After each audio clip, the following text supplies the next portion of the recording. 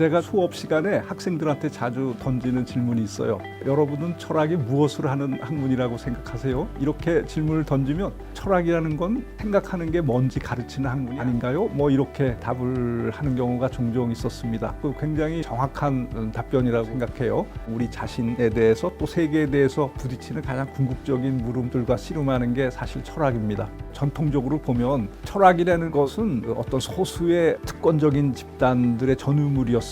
오늘날은 상아탑이라고 해서 대학의 연구자들의 전유물로만 알고 있는데 우리 일상에 그때그때 주어지는 문제 속에 숨어있는 물음들을 찾아내고 답할 수 있는 능력을 가르치는 것이 철학이 아닌가 저는 늘 생각하고 있습니다. 가령 봉준호 감독이 기생충이라는 영화를 가지고 최고권위의 영화제에서 수상했습니다. 그러면 이 작품 속에 들어있는 어떤 철학적 메시지는 뭔가? 또 미투 운동이 벌어지면 그럼 미투 운동 속에 숨어있는 여러 가지 물음들이 있는데 이런 물음을 쭉 이렇게 끌고 가다 보면 아주 고도의 철학적인 문제에 부딪히게 되고 어떤 시사적인 문제, 어떤 우리가 늘 경험하는 주변의 문제들 속에 아주 심오하고 고상한 철학의 문제가 어떻게 숨쉬고 있는지 이런 것을 충분히 공유될 때 그 사회가 정말 생각하는 사회, 성숙한 사회로 가는 것이 아닌가 이렇게 생각합니다.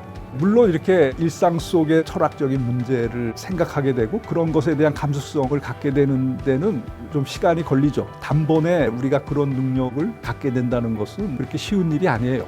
이런 점에서 제일 중요한 거는 철학적으로 생각하는 과정에서 좋은 안내자를 만나는 게 상당히 중요합니다. 좋은 철학자들이 남긴 저서, 그들의 생각과 한번 씨름해보는 경험, 자기가 익힌 어떤 개념, 이론 이것을 늘 이렇게 검증해보고 적용해볼 수 있는 어떤 자기만의 고유한 또 영역이 있어야 돼요. 어떤 예술의 영역, 과학의 영역에 적용해 볼 수 있고 그 취향에 따라서 추상적인 세계에 머물러 있지 말고 우리에게 가장 생생하게 경험되는 구체적인 현실 어떻게 적용 가능하고 또 그 의미를 획득하는지 이런 걸 스스로 경험할 때 철학하는 즐거움, 기쁨을 맛보게 됩니다.